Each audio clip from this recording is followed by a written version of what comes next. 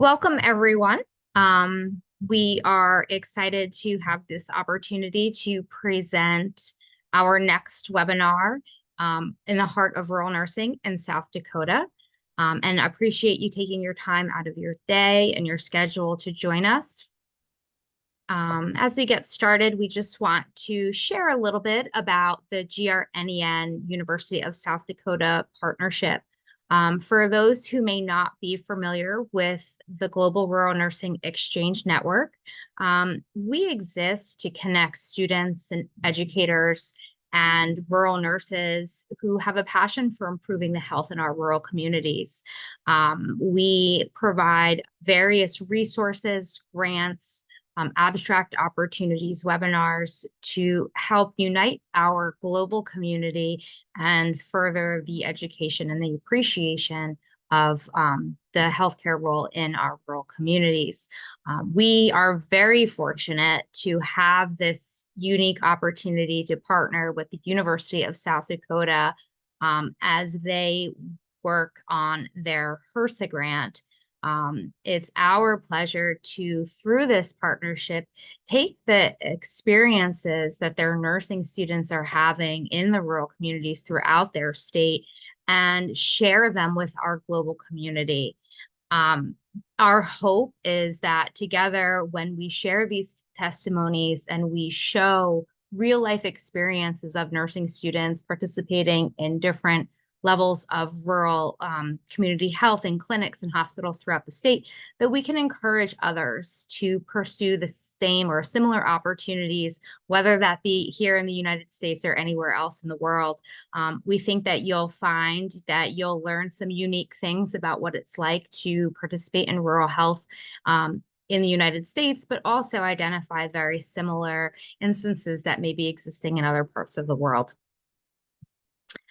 As we get started, just some brief housekeeping. We do have microphones muted automatically, and we ask that if you would be so kind to please keep your microphone muted until we participate in the Q&A section.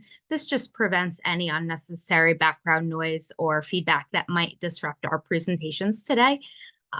We will pause after each one of our student case studies and allow for questions for that specific student. We will also provide Q&A time at the end. You may unmute yourself and ask your question. You may also feel free to use the chat or share a private message with someone to ask on your behalf.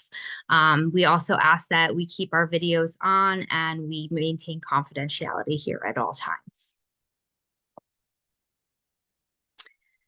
So before we get started today, I wanted to take the opportunity to introduce two of the USD faculty who are going to be heading up today's session. We have with us today Helene Heggie. Helene has practiced nursing for over 35 years. She has practiced in many different clinical areas, including as a primary RN in a rural clinic for 10 years.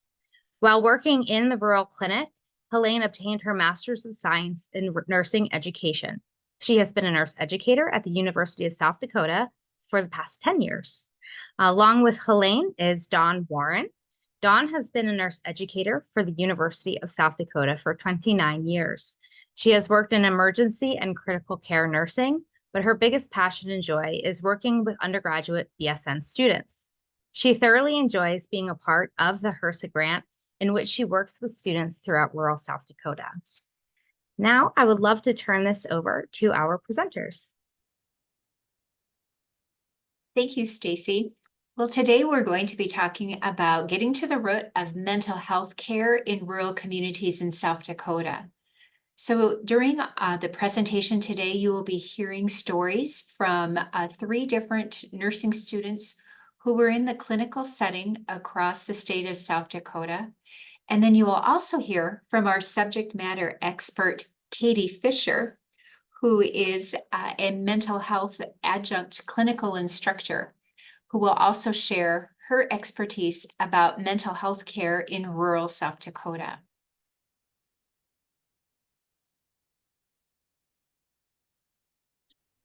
So this is Dawn Warren, and I'm going to start by just giving you a little bit of an overview about this HRSA grant that we received.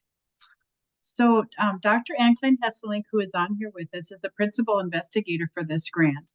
But University of South Dakota was honored to have been awarded this 3-year grant. It's a $1 million grant with multiple parts to it. The overall piece is just with the goal to get more nursing workforce into South Dakota and primarily the rural health areas, since there's such a huge need in those areas. And so we're doing that grant a variety of ways that includes some recruitment, some education piece, and experiential learning. So the piece that we're going to be sharing with you today is part of the experiential learning. And what that consists of is that a course was developed. It's basically a clinical immersion preceptorship tech course in which the students register, sign up for this course, and what they do is they go out into a small rural hospital in the state of South Dakota. They request areas and we kind of help them choose where to go. And then we align them with a preceptor and they work one-on-one with that preceptor, and then they complete 11 12-hour shifts. So it ends up being about 132 clinical hours.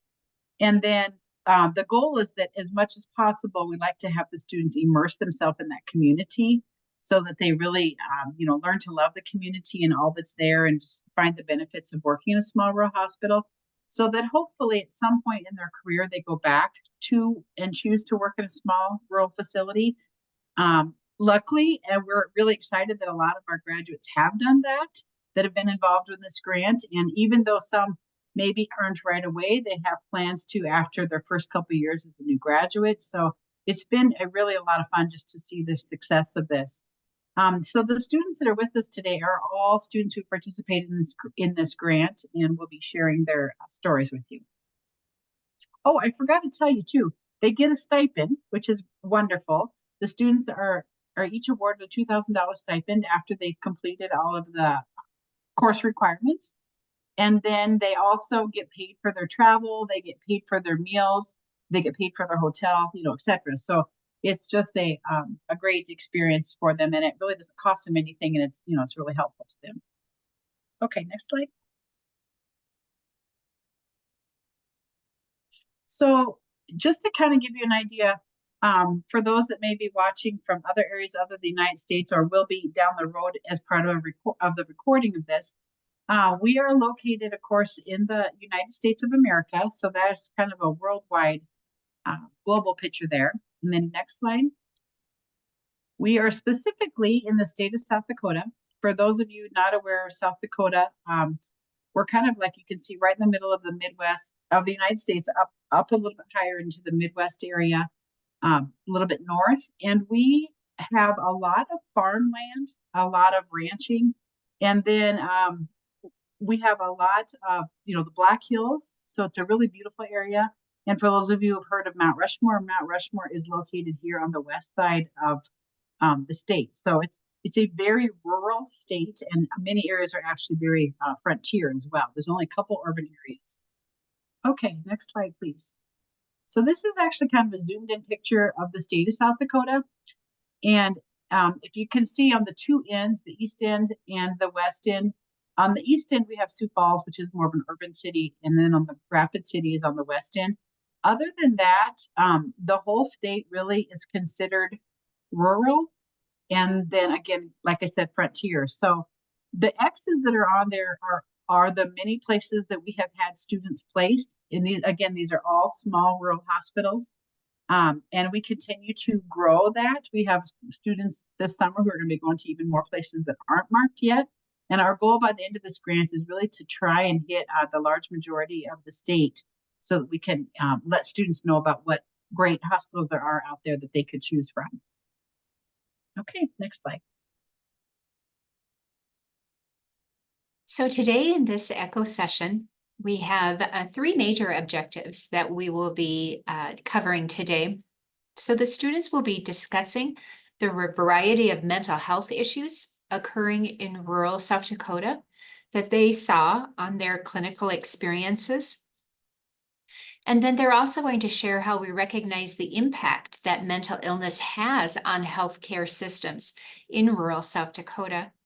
And then finally, we have our mental health expert, our subject matter expert, who will help us to identify mental health resources available in rural South Dakota, and also talking about the impact and challenges that come with rural healthcare and mental illness.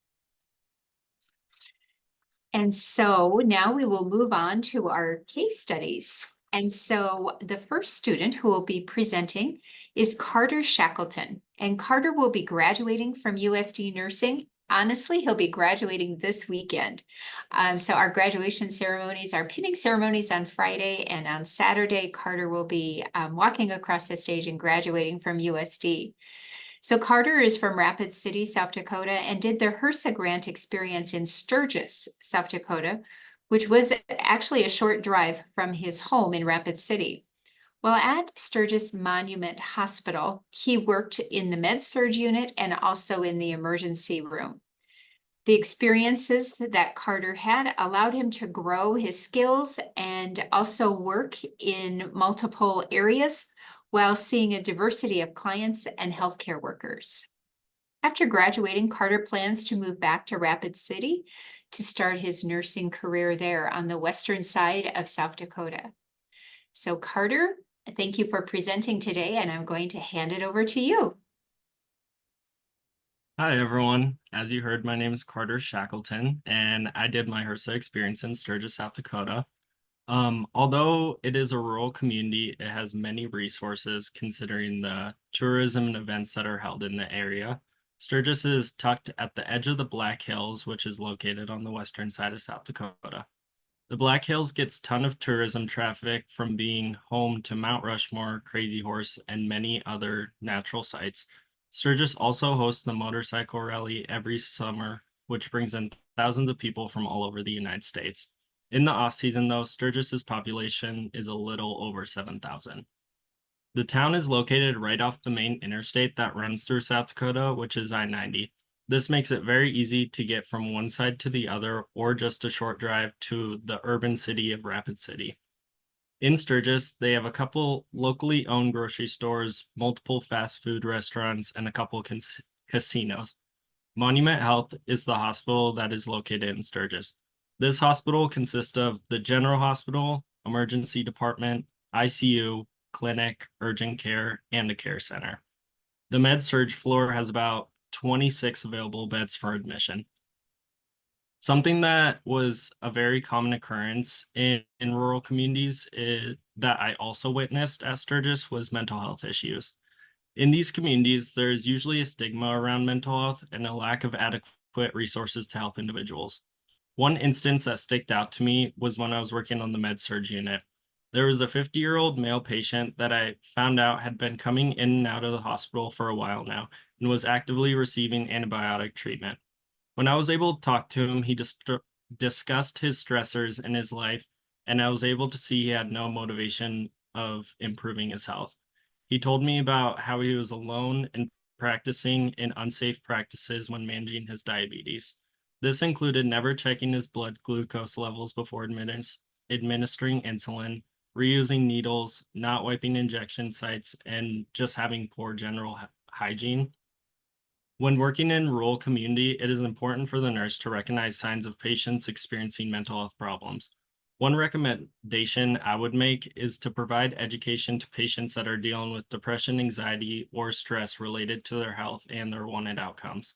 With this patient, I was able to spend some time and educate him on proper health techniques that would reduce the risk of him being readmitted to the hospital. I think it's also important to provide resources for these patients to get in contact with mental health specialists from the comfort of their home. From the lack of resources and possible stigma that is present in rural communities, telehealth would be a great option.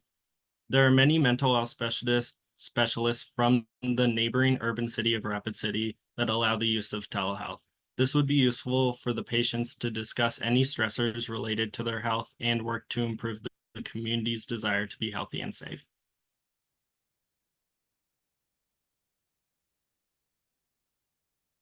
Thank you, Carter, for sharing your experience.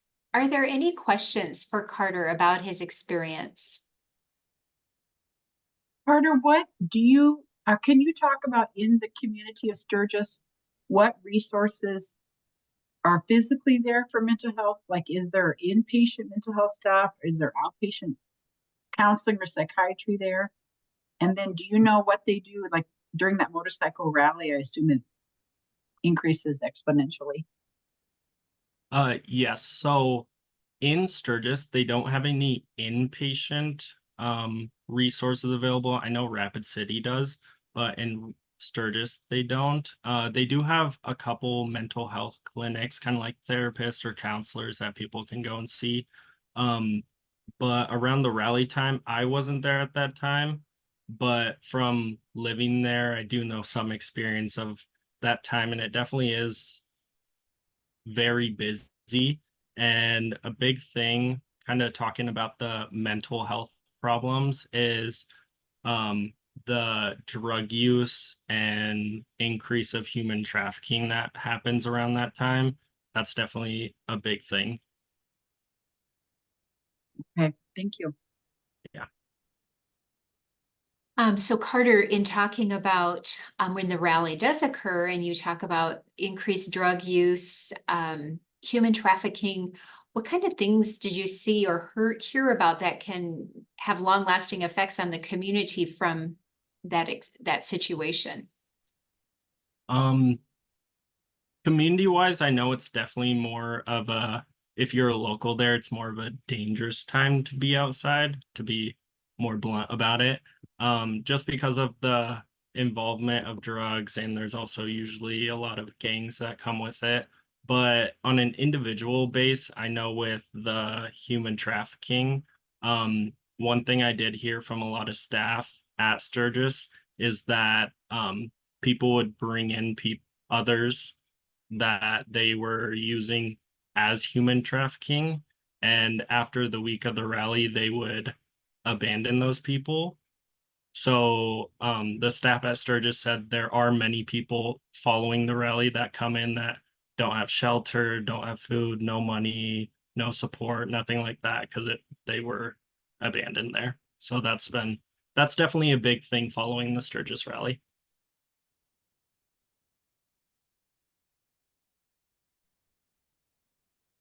Thank you for sharing that, Carter. Does Yeah. anyone have any other questions for Carter and about his experience at the Monument Health Hospital in Sturgis, South Dakota?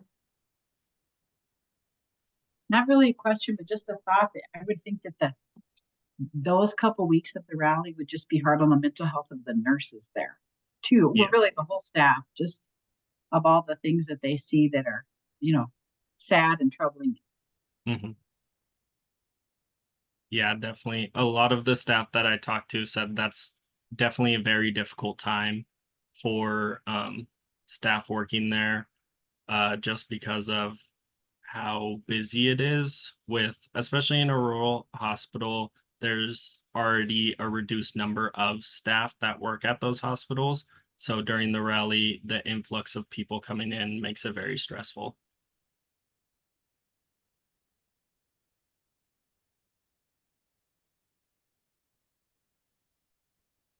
Well, thank you, Carter. Yeah. Our next presenter is Grace Picorni, and Grace is from Jackson, Nebraska, and is also graduating this weekend from the University of South Dakota from our nursing program. She participated in the HRSA grant and completed her experience at Pioneer Memorial Hospital in Viborg, South Dakota. She enjoyed the HRSA grant experience and is looking forward to a future career in nursing, and will also be sharing her skills and knowledge that she gained from this experience in her practice. So Grace, we're anxious to hear about Viborg, South Dakota. Hi, everyone. As Helene said, my name is Grace Picorni. I did my HRSA experience in Viborg, South Dakota. Viborg is a small rural town with a population of about 800 people, and the entire town is about 0.4 square miles. It is located 29 miles away from I-29, which is the closest interstate, and is surrounded by other towns of similar size. Sioux Falls, which is the largest city in the area, is about 43 miles away. Pioneer Memorial Hospital is located on the north side of Viborg and is the main provider of healthcare in the area and where I spent my time during my internship. Pioneer Memorial was founded in 1959 and currently has a 16-bed facility offering critical access care. There is a 2-bed emergency room that is run by the 2 nurses that are on each shift. Pioneer Memorial also has an attached nursing home and assisted living, as well as a clinic that will occasionally send patients to the emergency room. By having the hospital be connected to each of these places, it helps the patients that live in the areas of the nursing home and the assisted living make it to appointments easily and if for any emergency visits. With Viborg being in such a rural area, mental health disorders are a problem due to the location and distance from a mental health facility. The nearest mental health facility is in Sioux Falls that these people in Viborg would be able to utilize. With the town being so rural, it's really not a surprise that mental health disorders play a large role. I did my HRSA experience over this most recent Christmas break, and I was able to see how important it is to have a critical access hospital in this area. From long-term antibiotic therapy to short-term emergency stays, I saw many different things. One of the patients that stuck with me was an older man from one of the local nursing homes in the area that had a traumatic brain injury many years ago, but was still affected by this injury. This particular nursing home he came from is the only nursing home in the state of South Dakota that provides care specifically for patients that have had traumatic brain injuries. This patient came into the emergency room on the night shift, and I came in the next morning. He ended up having a urinary tract infection and was with us for a few days due to the course of antibiotic therapy. It was difficult to communicate with this patient due to his traumatic brain injury, and it was complicated getting an accurate history due to the company the nursing home is affiliated with, and the one from Pioneer Memorial is different, unfortunately. These 2 companies are not affiliated with each other and generally do not share medical records or medications, just pertinent information for the emergency visits. The nursing home prefers for their patients to go to a different hospital which has the same affiliation with the nursing home. The local Viborg ambulance crew will not bring these patients to Yankton due to the couple miles extra that they have to travel. This makes it difficult caring for patients as they do not have accurate histories or medications. And on top of these challenges, this particular patient was unable to communicate with us. He had behaviors such as yelling and would easily get frustrated because we were unable to understand him. He was eventually discharged after finishing the course of antibiotics and came back to us later that evening as an emergency. The nurses at the nursing home thought that this patient had a stroke. And this nursing home employs quite a few travelers, and some are from different countries.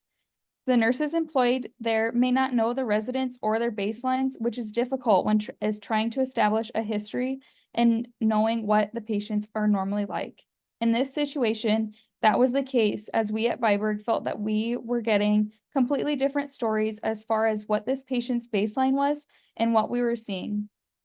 Overall, mental health plays a huge part in the care of patients in Viborg, as many have mental health disorders when coming into the hospital, even if that is not the reason why they are there. The closest mental health facility is in Sioux Falls, which is about 43 miles away. There are no inpatient mental health resources in Viborg, so they must travel to meet with these specialized providers. Telehealth will be a great resource for patients in the area to utilize, so they do not have to travel far from their homes to receive the care they need. It would allow providers and patients the resources they need to avoid traveling. Overall, it was a great experience, and I was able to learn so much about rural critical care and how staff employed there must be able to care for anything and everything that walks through the door while working as a team.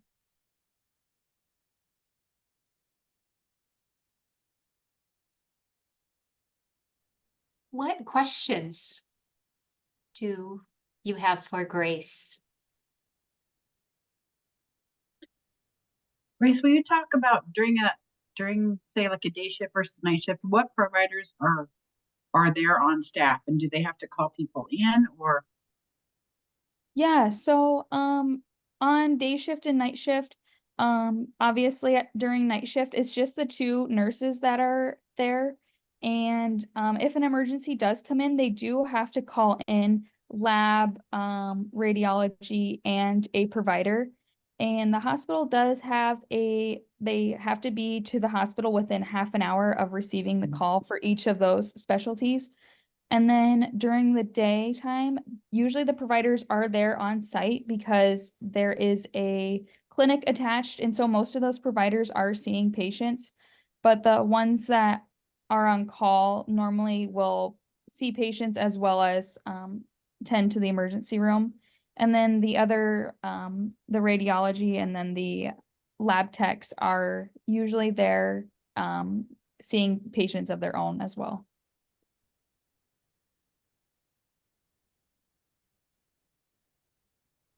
So Grace, you kind of shared a unique situation here in Viborg that down the road in Irene, South Dakota, there is a traumatic brain injury unit, which, as you said, is the only one in the state of South Dakota.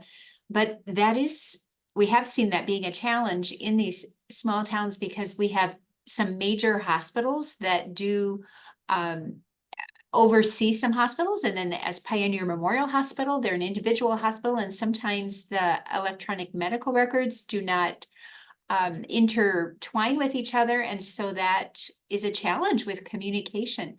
Did you see that happen often, Grace, or was this just like a one-time thing, and how about anybody else? Did anybody else see that in their experience? Yeah, so it was basically I only saw that for this particular patient. But I know the nurse that I was with said that it generally happens quite a bit depending on what nursing home these patients come from. Because I believe there's a couple, maybe one or two other ones that are in the area but are have a different affiliation. I have a question. You mentioned that the closest mental health facility to Viborg is in Sioux Falls. Yankton's 34 miles from Viborg. I went to high school there, so I know the town well. Is there a reason they won't come here? Did they mention? We have Lewis and Clark Behavioral in town for outpatient services, or is it because they are more closely, I don't know, affiliated or associated with the other large hospital chain in South Dakota? From what I understood, a lot of the patients in Viborg, since they were affiliated with Sanford, they preferred to go to a Sanford facility just because of how easily the medical records transfer back and forth. But ultimately, it's up to the patients to decide like which provider they would like to see and where at. Thank you.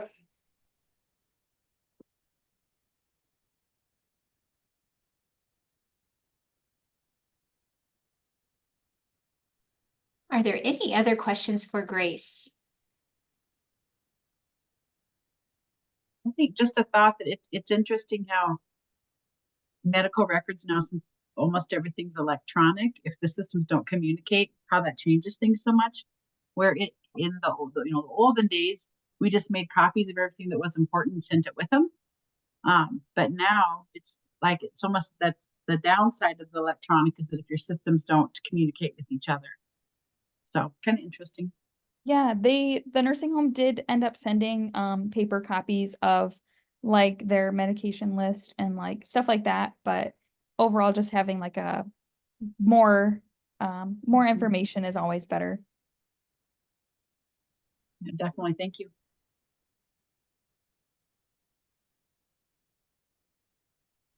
Thank you, Grace. Our next presenter is Grady Klunt. And Grady is graduating from the University of South Dakota this weekend as well. And his experience with rural healthcare was very beneficial, he shared. And he said that it really has equipped him with opportunities for learning and for growth. Grady shared that the skills and the knowledge he gained during this experience really helped him to build his foundation while in the nursing program. And he'll continue to use it when he cares for a wider variety of patients in the years to come. and Grady completed his experience at Avera St. Mary's Hospital in Pierre, South Dakota. So thank you, Grady. Yes, hello everyone. So as you heard, my name is Graydon Clunt, and I was able to do my HRSA experience in Pierre, South Dakota at Avera St. Mary's Hospital.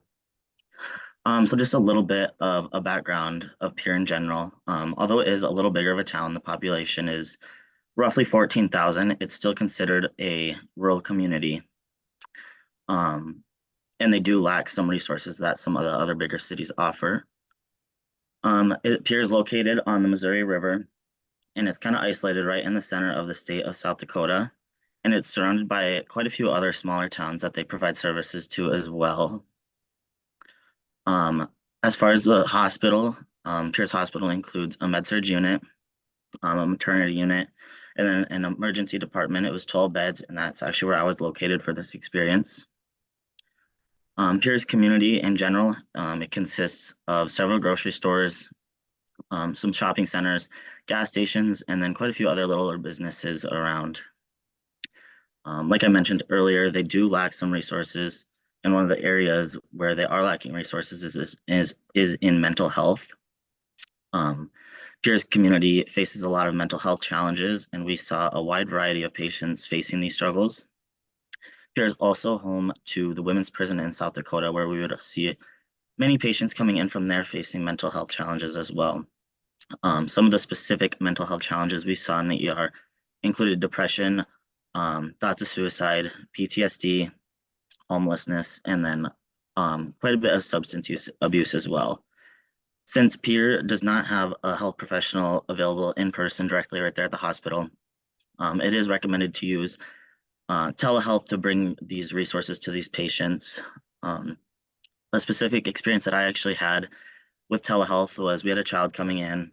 He was having thoughts of self-harm, and we were able to connect him to a mental health professional via e-behavioral using telehealth. Another option that we have is to also refer patients to, we've referred them to a larger behavioral hospital located in Sioux Falls. The barrier to this, however, is the transportation. If they don't have a transportation, it is a 3-hour drive to the facility. So it's not just a quick, easy drive. And if families weren't available to take patients, they would have to try and find transportation services another way. Another issue that we came across was finding placements for patients who were facing homelessness. Pierre does not hold a shelter right there in town. And so we would have to try and provide resources and information on places where these patients could go when they needed to. Also, same thing, barrier with this was the transportation. Since many of the shelters in South Dakota were a multiple hour drive. But yeah, it's just sad to see so many patients living with these struggles in their everyday lives. And it was just really an eye-opening experience to see so many of these individuals struggling with mental health challenges. And I think just overall, this opportunity has helped me to realize how important it is to be able to be there for these patients and provide them with the help and resources that they need.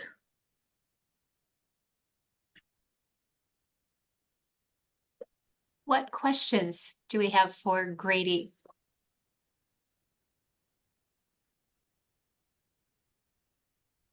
So Grady, if someone came into the ER there and just needed, some sort of care and they could be discharged, so then where did you where did they discharge them to, if like the homeless ones? So the one particular one that we had, they did discharge him to this bigger behavioral facility in Sioux Falls.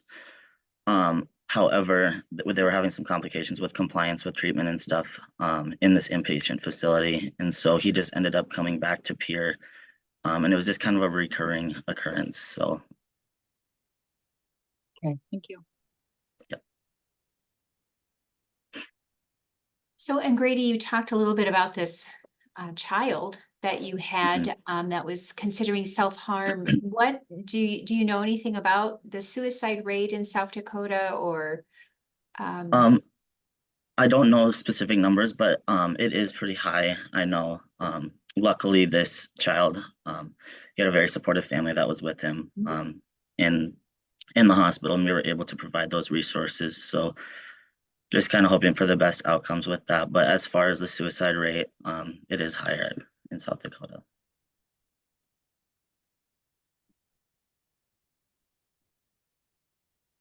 For those of you who aren't from South Dakota on this, I know just as a whole, we have a high rate of depression and suicide just with the farmers, you know, especially because a lot of that depends on the weather and how things are going in with their farm, you know, with their farm. So there is a big mental health need there. And a lot of them, there's such a stigma, you know, that a lot of times they don't come in for help.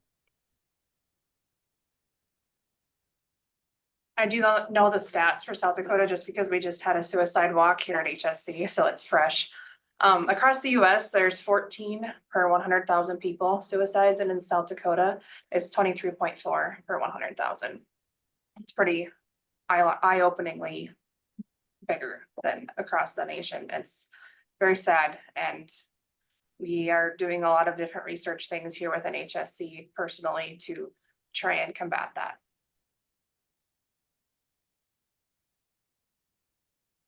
Right, and especially with this population of South Dakota, I mean, our population is like 880,000 people, so you can multiply that very quickly. So that is very alarming.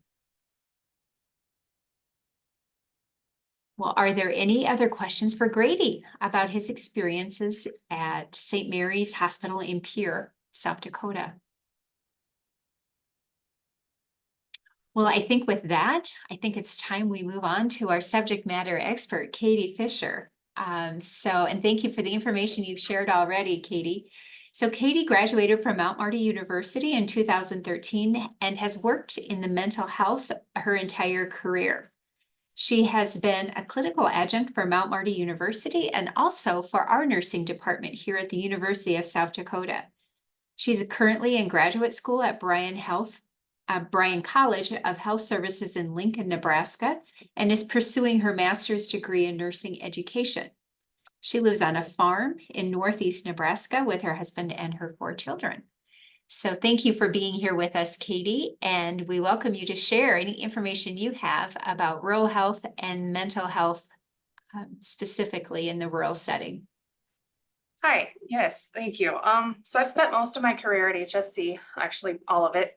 So a lot of it is HSC biased, I would say, just to preface this. Most of our patients right now, we have about 165, give or take, on either day in-house. And a lot of them are from underserved populations. They are from all parts of the state. I did look up and find that we have 11 accredited community health centers across the state. And when you think about it, South Dakota is 75,000-ish square miles. So 11 across all of that, it's really hard for a lot of our population to access that. A lot of our patients, not a lot, I guess, some of our patients receive ECT therapy, and the only places that offer that as far as discharge and doing it outpatient is HSC and Avera Behavioral. So that completely leaves out the entire western half of our state. Their discharging options become very slim to try and find an open bed for somebody that can accommodate the transportation to and from one of those facilities to continue their treatments. As far as outpatient places to receive mental health care, I don't know a whole lot about the western half of the state, unfortunately, but Lewis and Clark does outpatient here in Yankton. HSC is inpatient only. Avera Behavioral does outpatient and inpatient. There's MWI in Sioux Falls, Concordia Mind Health in Mitchell. And I did find out this week that MWI and Concordia also do telehealth as well as TMS therapy. TMS is kind of a newer type of therapy that I don't think a whole lot of information is out there about. Transcranial magnetic stimulation. Barriers to receiving care, access is a huge one. They don't staff psychiatric mental health nurse practitioners in most of our rural access hospitals. And I don't think they can probably find enough of them because we have a huge lack of people who are in psychiatry in any capacity. In South Dakota alone, 112,000 adults in South Dakota have a mental health condition. 30,000 of those are a serious mental illness, and 7,000 of our youths in South Dakota have depression. There's 448,000 people in South Dakota that live in a community that does not have enough mental health professionals. And then, like I mentioned, our suicide rate in South Dakota is 22.6 per 100,000. At HSC alone, 3 of our psychiatrists can actually retire at any time. They're old enough for that, which would leave us with 1 psychiatrist to serve our entire hospital. There's the need to find and recruit more mental health practitioners and professionals is huge. As far as what I've personally seen, I do feel that the people that come here to HSC have not adequate access as far as insurance goes. So they cannot afford their medications. They cannot afford to find a place to live. They don't have resources back home in their community to help them as far as social work goes. I know when our social workers get patients and like we admit somebody to a unit, they immediately start discharge planning. Like, what are our options? And they're just extremely limited here in rural South Dakota. And that's not an Yankton, South Dakota problem. That's a state of South Dakota that across the board, we don't have the resources to help these people. I covered a lot of stats there, but back to that, 2/3 of the 26% of Americans over the age of 18 that suffer from a diagnosable mental illness will go untreated or undiagnosed. And I thought that that was alarming. I don't know if that's everything you guys wanted to hear, but I'm certainly open to answer questions if anybody has any. So Katie, with what you have seen in your practice, what puts the rural population at risk for mental health issues here in South Dakota? Because the state is so vast and our communities are so small, I do feel like social isolation can increase that risk. They don't have anybody to talk to. They don't know who to talk to or where to go. I mean, there's a website you can go to that'll give you all of the information you need to try and seek out some help. But the fact that there isn't internet access for a lot of South Dakota, especially on our reservations, is huge. They don't have insurance. That's totally possible. And the cost of medications and treatment is huge because a lot of the smaller, like mental health facilities, like the one in Mitchell, there's one in Huron, they're private. So you can't go in there without insurance or without payment. Have you seen in your practice any stigma associated here in South Dakota with mental illness? I do feel that there is a stigma. I also do feel that we are working very hard to make mental health matter and be more aware of it and more accepting. And in South Dakota, especially, I do feel like we do a pretty good job of being open and accepting with that. More so than when I started in mental health 11 years ago. Katie, what do you think are some of the challenges to recruiting nurses to work in mental health facilities? So I don't think there's enough education in mental health in general. I think that if you're going to nursing school and your whole understanding of mental health is your time here that you spend at HSC, you're only seeing a tip of the very large iceberg that is mental health, especially in South Dakota, and I'm sure nationwide it's the same. But so much happens out in the community. Like we have primary care practitioners that will prescribe medications. We have psychiatric mental health practitioners that will prescribe medications. And all of that happens outside of here. And one of my favorite questions to ask the first day of clinical when I have students is, who wants to be a mental health nurse? No one raises their hand. And the glory of it is you're going to see it no matter where you work. And I think that being able to recognize it and understand it and not be biased by it is huge. I also think that of that large percentage of 112,000 people that have a mental health condition in South Dakota, 1% of that is your schizophrenics. So there's so much more out there than the schizophrenia you would picture as a mental health person from a movie that I just don't think is completely understood.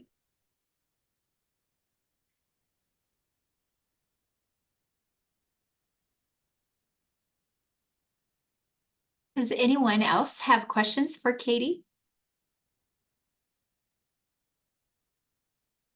Katie, if you have them, and I think it's unique to just talk about, I mean, I've learned so much just being with you, the days that I've been out there, but talk about what happens, for example, like when patients are brought to you from, say, county jail or from the prison or something, and they need mental health care? Like Just what our kind of- admission process looks like? Yeah, or I just how think that it's would make very them feel? interesting. And like So- maybe if you have somebody who needs to go to a court, you know, or needs to, but the judge wants them to be assessed for their mental health status, etc. Yes, so when somebody is in an ER and it's determined that they meet criteria to be admitted to HSC under a mental health hold, they have to be a danger to self or others, and they have to be unable to be managed at a less restrictive facility. HSC is the most restrictive facility we have in South Dakota. As far as it's locked, you can't go anywhere without someone knowing where you are, that type of thing. When someone's admitted here, most of the time they come on the shuttle from Western South Dakota, or they're transported by law enforcement, and they are terrified. They don't have any idea, unless they've been here before, they don't have any idea what's happening, where they're going. So they come into this open area of HSC and sit in a chair and wait for a doctor and a nurse practitioner to chat with them. And then they're greeted by a staff from the unit that they're going to, who comes up and walks them down a long, narrow hallway and brings them into an exam room. And they are asked to change their clothing and change their shoes. We changed this practice a few years ago to try and preserve dignity, because to make somebody strip down in front of you just makes them feel all that much more small and terrible about themselves. So instead of doing that, we just have them change clothes. So that way, if they are hiding something on their person, it's gonna either fall to the ground or be in a pocket already. And then our staff will search that. Then they get to the unit and they are on restrictions, what we call it here, where they are on 15-minute checks. They can't go to the bathroom without us knowing about it. If they're in the shower, there's somebody at the door with their foot in the door. They're under lock and key to make sure that they are safe. After they're established that they're not going to hurt themselves, or that they have met the criteria to drop down in restriction, then they will move down. Generally, if they're only here for acute, they're only going to be here for 5 to 7, 12 days. If they need to stay longer, they'll get transferred to another unit where we work on life skills type things to try and get them back out into a community. We do have a court restoration unit where they come to sit to see if they're going to be competent to stand trial. And they go through modules that discuss things like what happens during the court process and what all that means, who the bailiff is, who the judge is, just general court terminology that will be beneficial for them to know. If they're deemed not competent, then they stay here. They can become NGRI, or not guilty by reason of insanity. Depending on the nature of their crime, that can mean they stay at HSC indefinitely or through the max sentence for that crime. Does that kind of cover what you wanted me to, Dawn? Yeah, thank you so much. Hi, Katie. This is Kelly Evison. I've been a mental health nurse at Avera for years, and I appreciate the information. I'm just curious. I know the partnerships we had were so important and yet challenging. Have you felt that since you started? And what have you maybe seen through your work that you think we could do to improve some of those outside partnerships to help fund such an important institution for our state? As in partnerships like between Avera Behavioral and HSC, like back when. Yeah, and just different private mental health from therapists to, we just know, they have different type of desires and needs and access to services, and how those partnerships work when they are admitted to a state institution. Yeah, I think obviously it would open the door that they would need to be more open with our process here and what happens, and talk with outside practitioners about what our patients are, like what kind of patients we have here, and that they're not as different as any other patient in the community. I think there's a stigma around HSC patients in general in comparison to just mental health patients, because I do feel like because we are a state facility and we don't have the liberty to turn anyone away, that not everybody's willing to take our patients on as an outpatient in the community. So that kind of limits our abilities there. I would invite people to come and ask for a tour here as a professional. I do believe they do that, and to talk with the people that we have here. Obviously, is with confidentiality, that could be an issue. I'm not sure. I'm pretty new in my role, so I would need to do some looking around to see what else I could look into as far as that.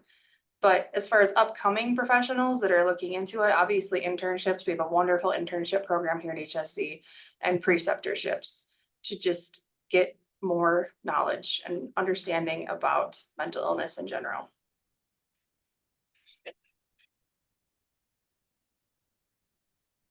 So, and it's also, you know, Katie talking about rural and that Yankton, South Dakota is a very rural area in itself. And then you have the only state mental health hospital in the entire state in this rural community. Does that meet challenges at all with staffing or any access to care or anything? We have staffing issues are huge here. Because Yankton is so rural, it's kind of hard to attract people to want to move to Yankton and live here and work here. I think that Yankton in general in South Dakota is, sorry, don't know why my phone keeps going off. I have it turned off. Because of the weather we have in South Dakota, that's another barrier. We have people that I live in Nebraska, so I have to come 15 miles across the state line to work. And if you can't get to work, then that limits our staffing. And can be burnout is huge in mental health. And I don't know that that's acknowledged often enough that us professionals also need a day off. So when we have people who are picking up overtime and working 80 to 90 hours in a week, that someone needs to tell them, hey, you should take a day and just work on yourself.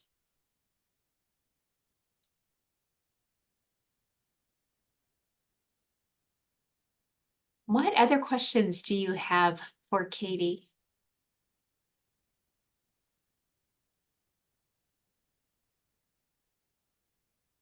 So I think we've identified some challenges. We've identified how, that our population here in South Dakota is at risk for mental health problems, and getting access to that care. There's a lot of barriers to getting mental health care. And then the situations that were unique to all of our communities, our students' situations, that was good to hear about the issues that they saw in specific communities. I have a question, just a different twist. What do you think is the best part about working with patients with mental health needs? Anybody? Katie, for sure, but anybody. What is the rewarding part about working with patients with mental health needs?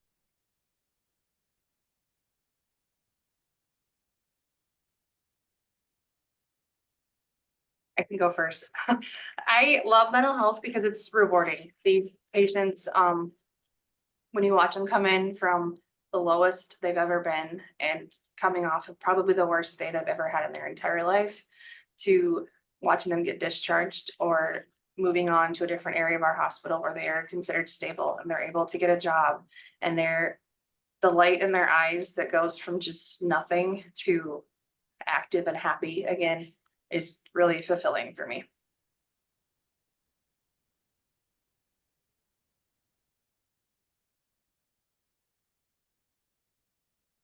Well, I think that is a great note that we will conclude on here with these experiences.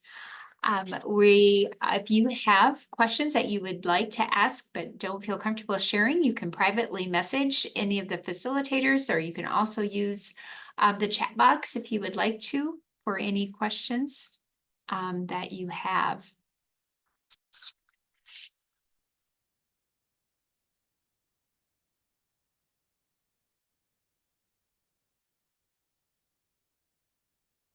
And so just to review our objectives for today, to make sure we've covered everything that we plan to talk about, we talked about a variety of mental health issues occurring throughout the state of South Dakota.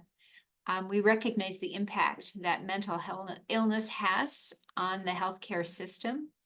And then also we recognize some resources that are available in rural South Dakota. And we've also recognized that we need many more. But also I appreciate the students sharing about telehealth and how that has helped with that process.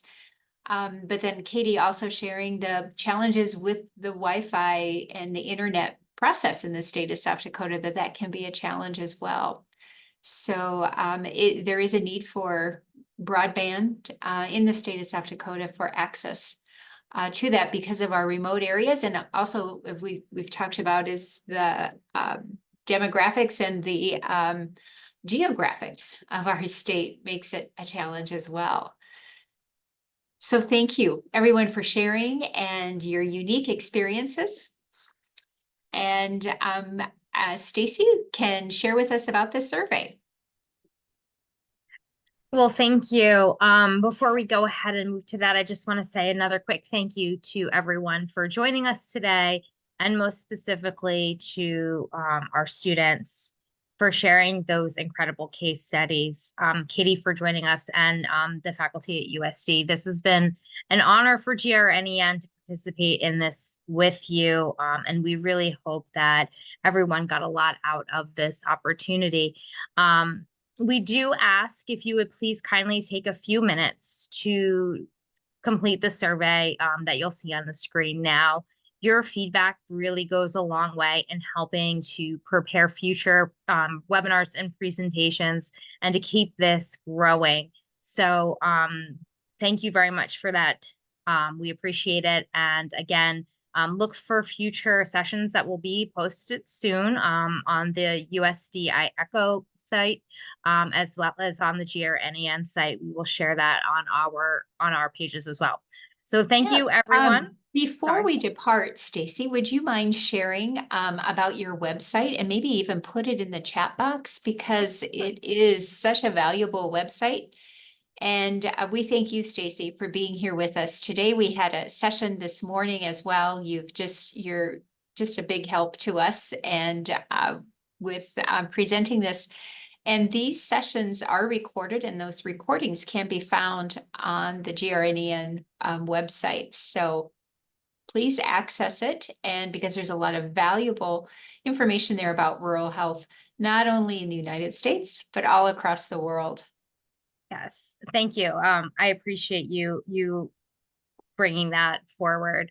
And if you visit the site right now, we are in a very unique time where we are currently both accepting abstracts from students, educators, and researchers for participation in our fall Rural Nursing Innovation Series, as well as grant applications for our 24-25 grant period. And you can find all that information on our website if you're interested. This is our first time putting forth the call for abstracts, so it will be really wonderful to hear additional case studies from students, as well as to explore more research from our researchers and educators who are delving into various levels of rural health. So thank you. Right. Thanks, everybody. Well, we hope everyone has a wonderful rest of your day or your evening, and we look forward to seeing you on a future webinar soon.